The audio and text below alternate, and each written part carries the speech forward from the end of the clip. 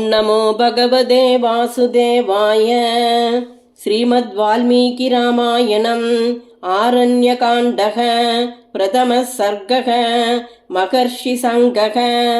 प्रविश्यतु महारण्यं दण्डकारण्यमात्मवान् ददर्श रामो दुर्दर्शः तापसाश्रममण्डलं कुशचीरपरिक्षिप्तं ब्राह्म्या लक्ष्म्या समावृतं यथा प्रदीप्तं दुर्दर्शं गगने सूर्यमण्डलं शरण्यं सर्वभूतानां सुसंमृष्टाजिरं सदा मृगैर्बहुभिराकीर्णं पक्षिसङ्गैः समावृतं पूजितं चोपनृत्तं च नित्यम् अप्सरसां गणैः विशालैरग्निशरणैः श्रीक्वाण्डैरजिनैकुशैः समिद्भिस्तोयकलशैः फलमूलैश्च शोभितम् आरण्यैश्च महावृक्षैः पुण्यैः स्वादुफलैर्युतं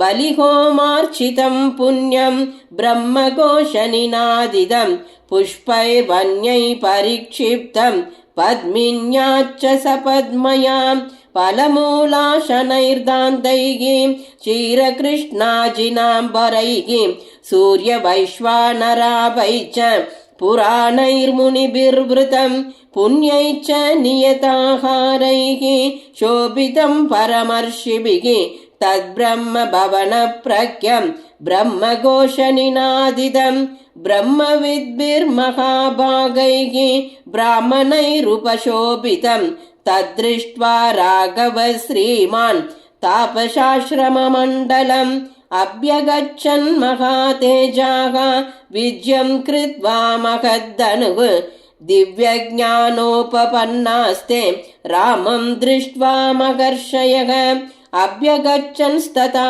प्रीता वैदेहीं च यशस्विनीं ते तं सोममिवोद्यन्तं दृष्ट्वा वै धर्मचारिणः लक्ष्मणं चैव दृष्ट्वा तु वैदेहीं च यशस्विनीं मङ्गलानि प्रयुञ्जानाः प्रत्यगृह्णन् दृढौ व्रताः रूपसंहननं लक्ष्मीं सौकुमार्यं सुवेशतां ददृशुर्विस्मिताकाराः रामस्य वनवासिनः वैदेहीं लक्ष्मणं रामं नेत्रैरनिमिषैरिव आश्चर्यभूतान् ददृशुः सर्वे ते वनचारिणः अत्रैनं हि महाभागाः सर्वभूतहिते रतम् अतिथिं पर्णशालायां राघवं संन्यवेशयन् ततो रामस्य सत्कृत्य विधिना पावकोपमाः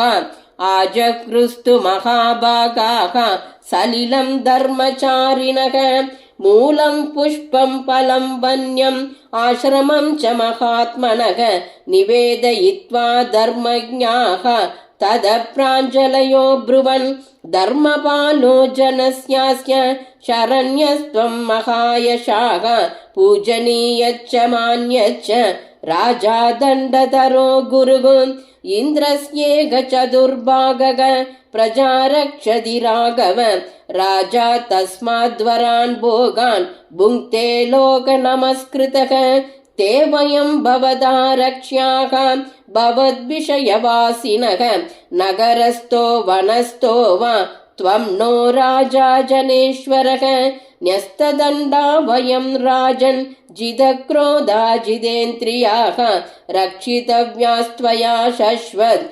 गर्भभूतास्तपोधनाः एवमुक्त्वा फलैर्मूलैः पुष्पैर्वन्यैश्च राघवम् अन्यैश्च विविधाहारैः स लक्ष्मणमपूजयन् तदान्ये तापसा सिद्धाः रामं वैश्वानरोपमाः न्यायवृत्ता यथा न्यायं तर्पयामासुरीश्वरम्।